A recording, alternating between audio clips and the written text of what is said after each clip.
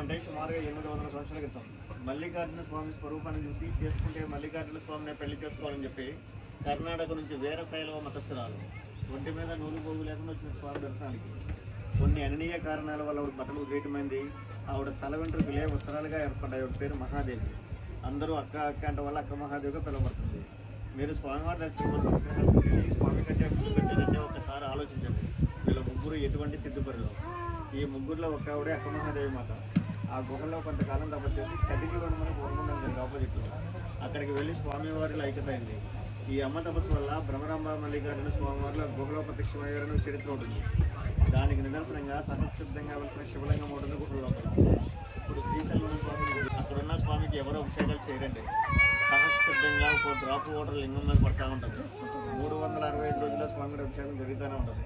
ఆ వాటర్ ఎక్కడి నుంచి వస్తుందనే విషయం ఇప్పటికీ ఎవరికి అందుబాటున ప్రశ్నగా ఉంటుంది. మెరాయికలు అద్భుతం.